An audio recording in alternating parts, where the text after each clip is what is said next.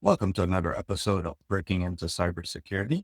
Today we have Gavin from Human Security, who will be sharing his career journey, insights into cybersecurity, and how you can evolve your career, as well as some of the topics of the day around the industry, how threat actors are working, and what we could do to better protect ourselves.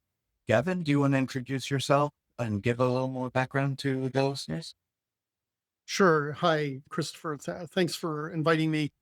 I'm Gavin Reid. I'm currently the CISO at Human Security. I've been here for about 3.5 years. I started my security career at NASA at the Johnson Space Center. And then I went from there to Cisco Systems, where I created and led their incident response team, which was one of the first incident response teams in the world. And then more recently, before I was at Human, I was a CISO at Recorded Future. They're a cyber threat intelligence company, recently just sold to MasterCard. Wow. So your career has really evolved from the technical folks looking to go into leadership. Maybe let's start there. What are some of the recommendations that you might have for technically minded individuals that might want to go into leadership? Was the transition easy, hard? Any recommendations?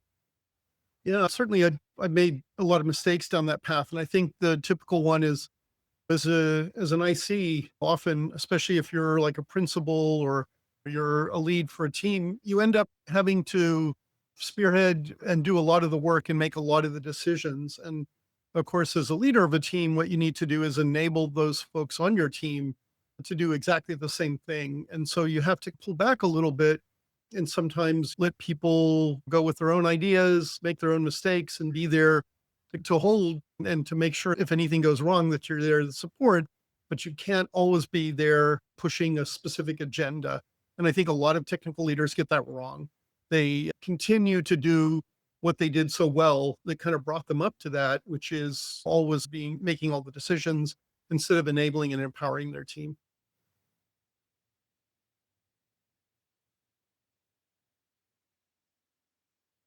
Know it all because the industry is ever changing, ever evolving. New technologies are coming into play. How do you deal with that? It's been that I've been in the field for well over 20 years, and it's been that way the whole time, right? So you either enjoy that or you don't enjoy that. So especially in the security area, the threats, the actors, what they're doing constantly evolves. And so you have to in turn evolve with it. So what that means is you can't stick to a specific set of things that you do. You have to always be learning, you have to always be adapting, you have to be open to understanding not where you want to go, but where the world's actually going, and then how do you provide the most value as things change, say in the IT world as we're moving to cloud and containerization and stuff like that.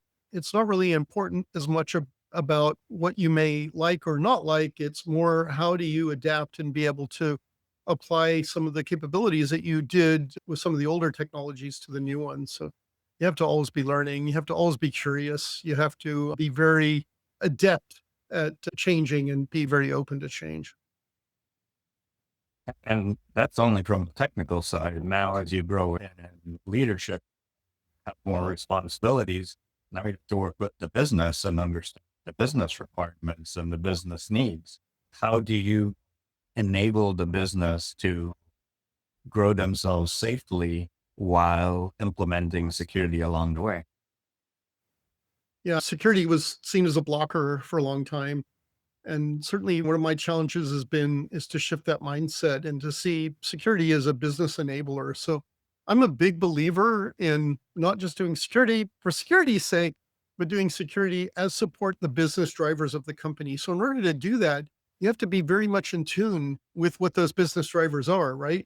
You can't be guessing them or trying to figure them out second or third hand. And this is why, as you get up the leadership chain, that becomes more and more important. And if you look at the last two companies that I've worked at have been this company, just kind of startups, right? And the sort of the way it works in startups is initially they probably don't do a lot of security. If they spend all their money on security and very little on product research, they wouldn't have a product to secure. And so there's an inflection point at some point where they have to change, where they become big enough, or the type of customers are selling to are insisting on specific security controls in place. And so understanding and being able to navigate that as the business can support it, not going overboard, is certainly part of the hard navigational path that any good CISO is treading every day. And from a security perspective, as a leader, now you're also in a vendor company. So not only do you have to bring along your own organization with the journey, you have to help your customers along the journey as well. How do you help them do that as well? Yeah, so certainly I think it's important having worked on both sides of the house, right?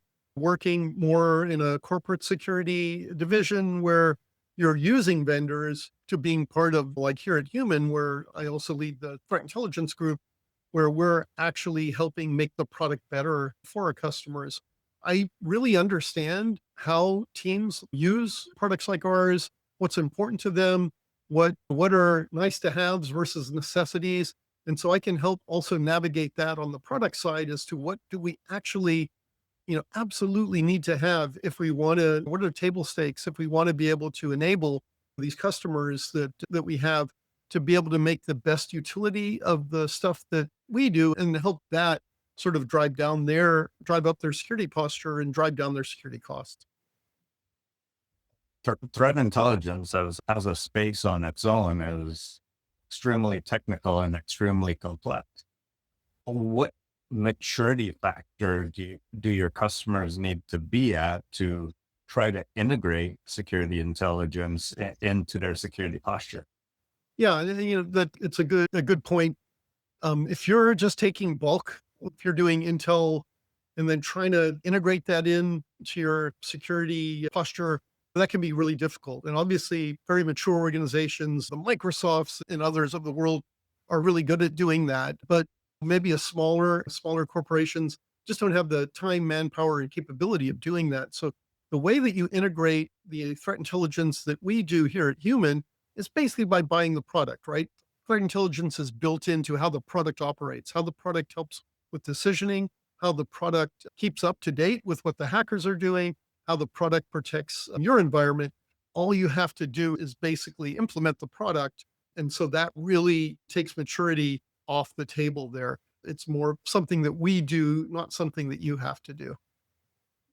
Okay. Okay. So that sounds like you can service a large set of organizations across the maturity scale of security.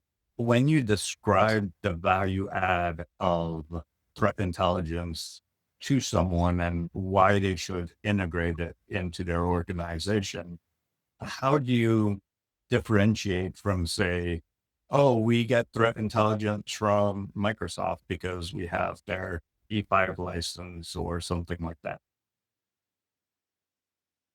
Yeah, certainly there's a lot of different sources of threat intelligence. And what we're doing here at Human is we're fighting a different kind of cybercrime, right? It's a fraud that blends automation, scale, and deception.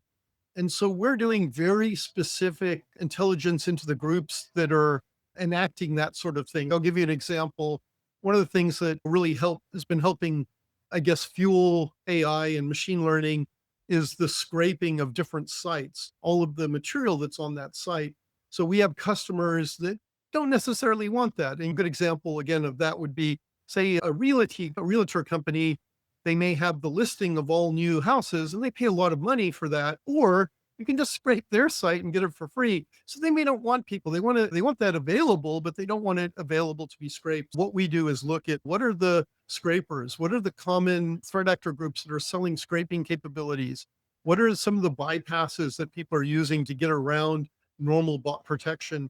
We do the research into that so you don't have to. So we have very targeted threat intelligence that's specific to the types of frauds that we're protecting against.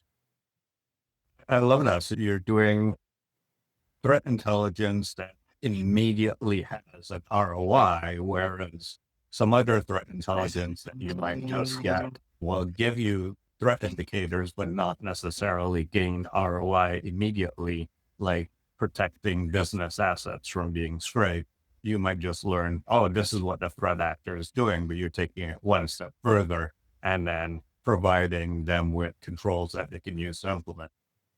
Yeah, and you've probably seen a bunch of figures thrown around. I've seen 30%, 40%, 60% of the internet traffic is bots. I'll tell you, we're a platform that protects other large platforms. And when we get deployed, say at a login point where people are creating accounts and logging in, I've seen that when before our deployment and after, we're seeing like maybe 90% of all the traffic to their particular site is bot traffic. And if you just think about how much cycles, how much CPU, how much time is wasted by all of that, just getting rid of that sort of wheat from chaff has a real easy return on investment, a real easy and immediate return on investment.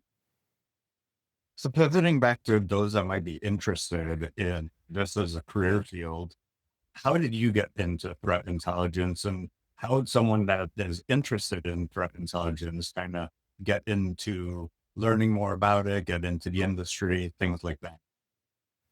Yeah, it's certainly as far as the TI component is concerned, the it's almost a matter of doing due diligence today to understand what infrastructure and the type of attacks that are happening so that you can protect against them. And let's compare that with what we said earlier about doing security as the sort of as the business needs. So in other words, if I'm not going to protect every single thing in the world and lock it down like Fort Knox, then let's start with the stuff that we know that the threat actors are using currently and being successful with. This is the normal kind of phishing and waterhole attacks. And how do you respond? How, if you miss it, do you understand some of the lateral movement that will key you into this happened maybe outside of your visibility? So if you don't pay attention to threat intelligence, you don't really have a good way of prioritizing how you spend your company's money on what they need to protect. And you end up kind of peanut buttering a little bit of everything. And of course, that never really works well. It was part and parcel, I think, the beginning of all security. It wasn't really compartmentalized off as a separate thing. But over time, as this has become more and more mainstream, that particular science, if you will, has become its own sort of deep dive. And you need people that have very specific reverse engineering and other skill sets to be able to be really effective at following up on what the hackers are doing. So at one point, it may have been just looking and paying attention to what you see out there and making sure that you're equipped against it. Now it's become a little bit more of a kind of cat and mouse game where you have to really understand what the hacker's doing, what they're pivoting to, and then do you still have the level of visibility you need to be able to detect and remediate against it? So if you had to rate this as a career, junior, mid, senior, where would you rate a TI analyst, even trying to consider coming into the field as? Yeah, it's tough if build that question out as to how do you get good at security or whatever too, because it's the same question really, or a similar question. To me, what I see sometimes lacking today, and a really good thing that you could do if you wanted to break into this, is you have to understand how computers work, how applications work normally.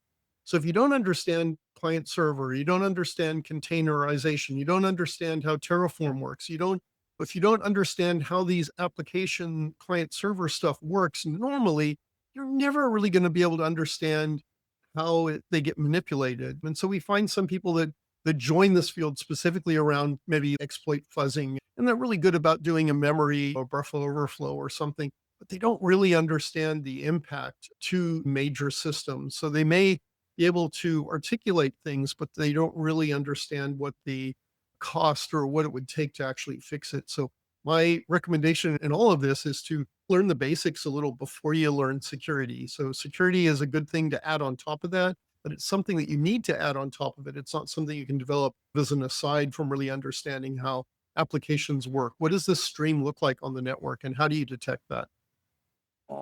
So potentially at least a mid-career individual that has that foundational IT experience, sysadmin experience, network experience, and then adds on security to that. I have to ask this question because everyone's buzzing about AI and how you can use AI to automate your job. What do you see the pros and cons to novices trying to use AI to automate their job in trying to implement TI controls, things like that? Yeah, I mean, what we're seeing often in AI today is like what I'm seeing a lot of are really workflow puppets. So they're not like truly autonomous AI where they're doing decisions. They're more a very complex scripting where, if it sees Y, do X or whatever. And those things can be really useful. For example, if you get an alert from CrowdStrike or whatever, and then you have to look up the IP address to see if there's anything bad about it, and you pull in a bunch of contextual data, there are really nice add-ons that you could use that would do a lot of the work of a SOC worker, a lot of the bringing in. We would run playbooks, and the playbook would have step by step. Go here to domain tools, and then go to Virus Total and pull all this information. And then once you've got that, decide what course you're going to take. A lot of that now can be simplified and automated through some of these supposedly AI, but basically sock flow puppets. That's good. We've seen stuff like we're going in the future where we're going to get autonomous automatic pen testing that just happens on your environment all the time, just 24/7. And that's good, right? Those are all useful things. But of course, at the same time, the hacker can do exactly the same thing. He can also automate his attacks all the time. So if, like, for example, one of the things that I did at Cisco, my team managed the firewalls for many years. We might, on occasion, if we made a mistake, part of that firewall might be open, right? But hopefully no one noticed it. But if you have 1,000 autonomous agents just looking at it all the time, it doesn't matter that you only made a mistake for a couple of minutes because that's all it'll take. It'll be discovered and it'll be utilized. There'll be a payload delivered all while the hacker's asleep. And so I think what's good for one side is also good for the other. Right now, we may have a little bit of a head start, but it's not going to take long for the hackers to take and utilize all of that same technology that we're utilizing to make our jobs harder too. I'm not saying it's a bad thing, it's just a thing.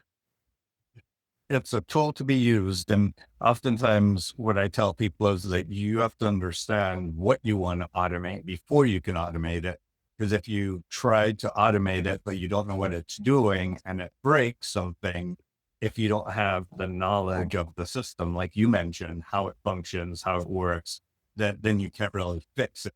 So I've just also seen that as well, where they'll take exactly what ChatGPT or Gemini or whatever tells them, and they'll do that without understanding how it functions or how it works and if it could break something in production. With that being said, any final words that you would want to give just to a leader, a technical person trying to join this industry, and a final word on human security and what they could do to help?